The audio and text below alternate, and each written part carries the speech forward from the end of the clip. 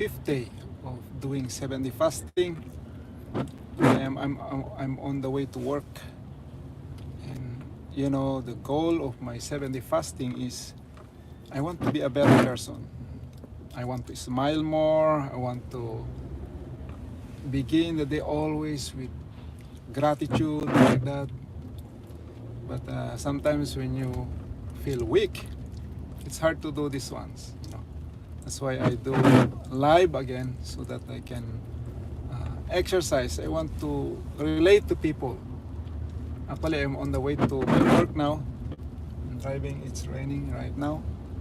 And hey, Dalia Aquino, thank you very much for coming. Yeah, I'm driving to work. Salamat kapatid. Mayno, Dalia Aquino, hi.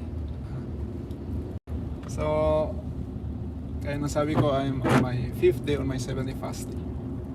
And I know I feel weak, but I want to keep smiling. I want to keep that attitude of being grateful, of, you know, keeping that mindset na kahit nagwiwiki na yung katawan mo, you can still smile. Try na to drink water. Try na yung lips ko. Almost every time I want to drink water. Kaya it's just a random live, and I just want to see you guys and have somebody to talk to. Dahil pag if I stop moving, if I stop talking, if I stop finding ways to relate to people, lalo akong magwi-weak. The more I get weak. Kaya I'm glad to, you know, do this live stream, you know, even though it's random, wala sa plano, but just to energize myself. And thank you for coming, mga kapatid.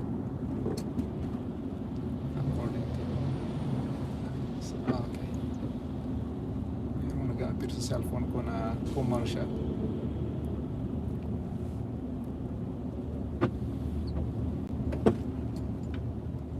Yeah, sandali, may mga nag-appear na messages. And I do 70 fasting not only for spiritual but also for health purposes. Kaya nag 7 days fasting tayo. But the spiritual purposes, I'm doing this not only for myself but also for my family and for you guys. Imagine that you also are doing 7-day fasting. So I will fast for you. You don't need to do this, but just imagine. Okay, so I do 7-day fasting so that I will be serious on my goal to start this year 2023. Sometimes kailangan mong gawin ng something harsh para maging seryoso ka sa isang bagay. Kaya sabi ko, sige nga, I will not eat for 7 days so that I will really think of something. But sometimes doing this condition, ang hirap ngumiti dahil nanghihina ka. Sometimes when I go to work, ang hirap mong i-step yung paa mo because you feel weak. But you know, I have to find ways. I have to always motivate myself. If I can smile, if I can walk, if I can do many things while doing fasting, maybe I can do more while I'm not doing fasting, right? Thank you, mga kapatid. Kaya I would like to energize myself all the time. So kahit nandito tayo, kahit on the way driving, gusto kong I have some activity so that I can forget my hunger. Actually, I'm not hungry, but you know, my stomach is growling actually. A little painful. Yep. What's this? Oh, it's but also for health purposes din. Dahil it's only through fasting that our body do some kind of a general cleaning. Doon nagge-general cleaning ang katawan natin through fasting, you know, because our body is busy dealing with all the foods that we're eating every day, you know, especially if we eat 6 times a day. Our body has nothing but to digest, sort out, and distribute those nutrients into the different parts of our body. Yun ang ginagawa ng katawan natin, no? Every time we eat. But if we don't eat, what happened? Our body has some time to self-repair, no? Meron tayong mga damaged proteins, damaged cells, and when you do fasting, the body has time to deal with those ones. Just like what I've said yesterday, that it's similar to when you always go for overtime work and you don't have time to clean your house, you don't have time to cook your food even, no? This happens to me. I know because I went for almost 16 hours a day working before, no? So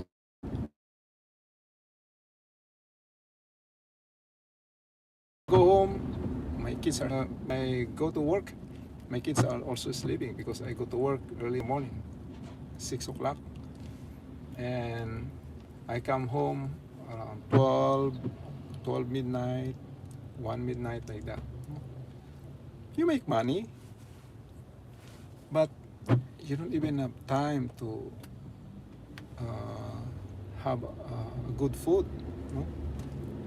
Of course, my wife cook, but what if both of us are working overtime? We don't have time to cook even. We don't even have time for our kids. And also, we don't have time to clean the house. I remember, na-stuck yung damit ko dahil busy rin yung misis ko and we don't have time to wash, no? Because we spend most of the time working. That's what happened kung ang katawan mo, kung palagi tayong kumakain. If we always eat all the time, our body has no time to do general cleaning. Kaya prolonged fasting is good if possible twice a year. Karoon tayo ng prolonged fasting. 3 days is okay. But for me, I do it for 7 days because not only for health purposes but for spiritual purposes. For me to start this year to be a better person, for my family, and for my ancestors. We believe that our ancestors can cooperate spiritually to us. Kaya it's for spiritual purposes din. And also for you. I fast for you. That's why I'm doing live, because I want to announce that I will do fast for everybody. For us to be serious, to start this year with the right attitude, with a good mind and good heart. Okay, atras muna ako.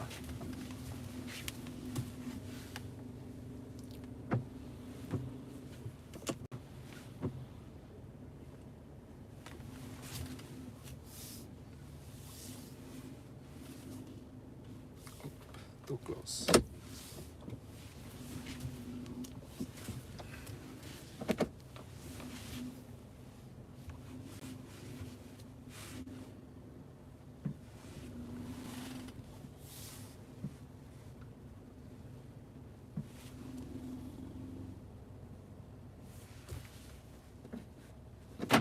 Yep, I arrived a little earlier today. It's a little bit raining, and Again, sa fifth day. So, another challenge sa fasting na to is, I'm working while doing fasting. Mahirap yun dahil sinasabi ko, paano kung on the way, mag-collapse ako? Pero I'll take it as a challenge, no? I know I can do it. And gusto ko yung maganon eh. I want to have challenge. When I do something, I want challenge. But because sometimes it is through challenges that we grow, we develop ourselves. So sometimes hindi tayo nagsiserious kung walang challenge eh. Kaya I want you to do the same. Let's challenge ourselves. Let's not settle into normal life. Alam mo yung normal life na you just go to work, do this and that. Walang challenge. Those are boring life. If we go normal life, it's a boring life. So let's do something fruitful for this year. No? Sheila Jane, thank you very much. Thank you for visiting. Because it's very tempting not to do anything. No? But sometimes we are forced to do anything because we have responsibilities. We have families to feed. Most of us Filipinos are like that. We go abroad because we want to support our family. We want to support this and that. No? But if possible, we have to go beyond that. Okay? Of course, it's nice to do something for family, but doing something greater for society and for the world is even better. Thank you very much, Sheila Jane. Try na yung ano. I want to drink water, but I don't have water here. Let me see. Kaya I will do this challenge. No? Sheila Jane, thank you very much. So yeah, thank you for coming, and it helps me also re-energize myself to see some people there, at least kahit papaano, no? Na where I can talk to, no? Where I can relate to. Anyway, if you have questions too, let me know. No? And let's do this one. You don't need to do 7-day fasting, but imagine you're doing it for me, and you're doing it with me. No? Na imagine, is it serious or not? Not to eat for 7 days. Is it serious? It's serious, right? It's very serious. No? Maaring iba sa atin baka mamatay na dahil sa pag-aalala of not eating for 7 days. No? That's how serious. So imagine we do this for us to be a better person. No? Kaya what things we need to do for us to be a better person? No? One thing I thought about being a better person is by starting the day with the right mindset. No? And I could see there's so many challenges still. No? Sometimes to focus on something important, kailangan i-narrow down mo yung mind mo. Kailangan tanggalin mo yung mga distractions. No? But for me, by just opening my channel alone, ang dami mga nag-appear na, nag-pop up na, mga recommendations I need to watch. And sometimes, because of, how do you call this? Because of very eye-catching, how do you call this? Eye-catching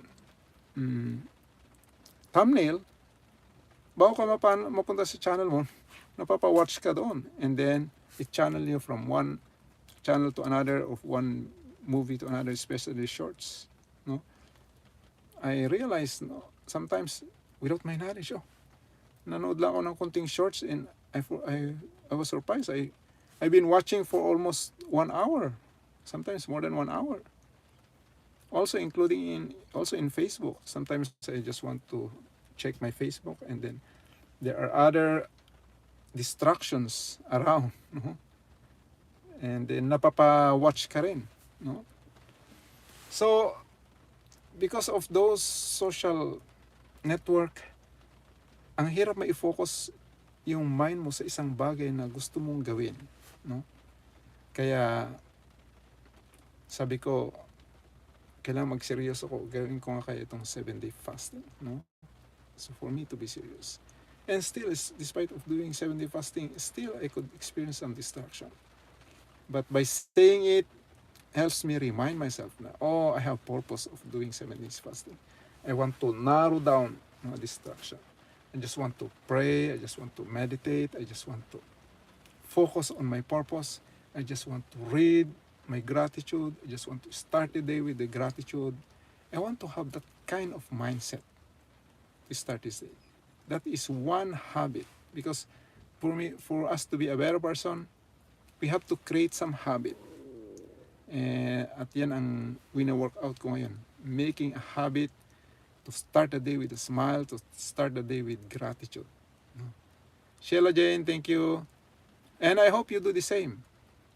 It's not because of something else, but it's good for us. Kaya one way to change our lifestyle attitude is how we start the day. No? How we start the day. It's very, very important to start the day with the right mindset, with a good mind, good heart. No?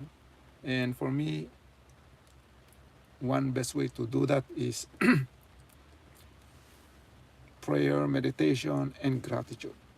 Okay? And also, Avril Ardi, thank you very much. And also, either reading precious words or, for me, I'm joining the morning devotion, no? Where we do Zoom every morning at 6 o'clock. Na start the day. Oh, thank you, Avril Ardi. Thank you very much. Na siniset natin yung mind natin for the day by interacting with people who have the same heart, who have the same goal in the morning. So, I'm doing this, but I'm sharing this because let's do this together to welcome this year 2023. If we change ourselves for the better, many times better than last year, this will be a good contribution for the society. This will be a good contribution for the world. Okay? So, let's not settle for a normal life. Many of you just go to work, go home, rest, go to work, go home, rest, go to work. It's a boring life. We have to do something more than that. How can we smile more? Yung mga bagay na ganyan, mga small bagay lang. How can we smile more? I always remind myself. Yeah, I just finished driving already, Abril. I just arrived from work, pero 8:30 yung work ko. I'm still waiting still have some time. So, that's supposed to be the right mindset we have to start the day. No? Don't just wake up, prepare your breakfast, go to work. Don't just do that. Someday, you reflect on your life. What happened? Oh, wala kayong man lang maisip na something memorable. I know many of you are undergoing some challenges in life. But facing those challenges and even doing more to make those challenges for you to be a better person is more exciting life. Think of it 20 years, 30 years from now. What can you reflect about your life before? Is it a memorable life? Is it a life that is worth sharing? No. Imagine that you're making a book, and that book has a happy ending, So, walang magandang story na walang challenges, na naggagawa lang na tayo ng normal daily routine natin, Let's make our life more fruitful. So, either nasa abroad, whether you're abroad or in Philippines, we can do a lot, Kaya, by just observing your habit and making a better habit every day is already a good contribution, not only for yourself, but for the society, for the world. by just going out and then smile to people. No? I observed that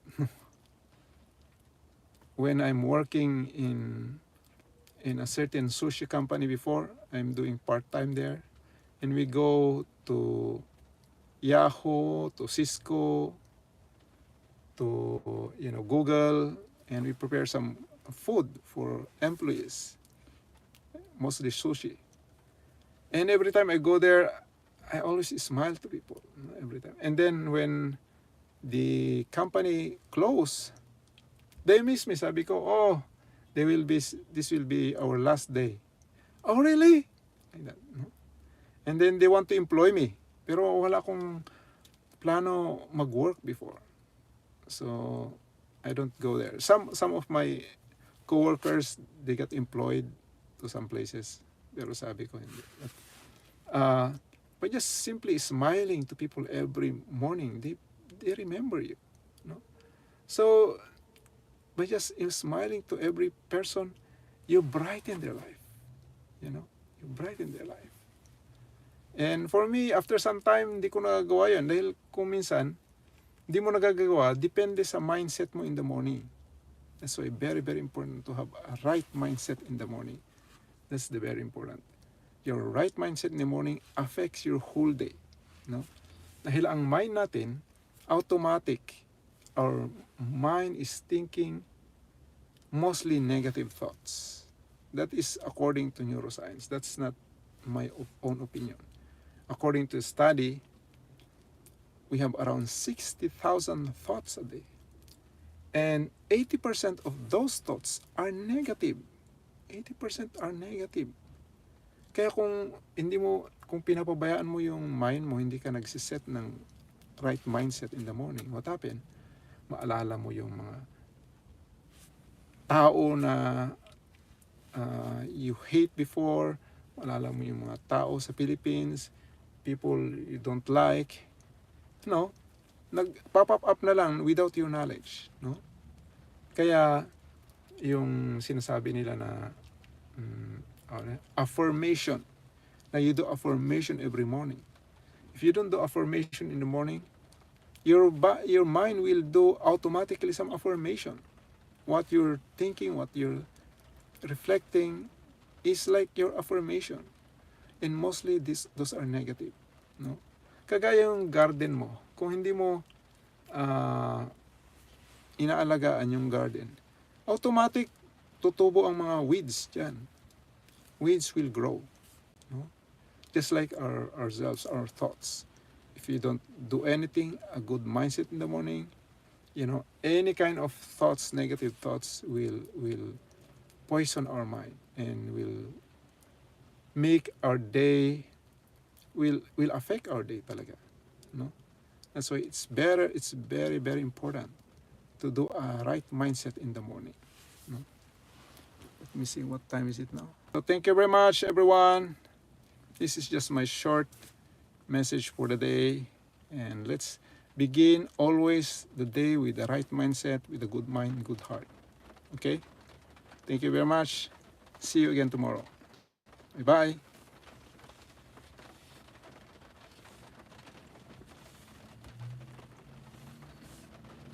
God bless you rin, Sheila Jane. Thank you very much.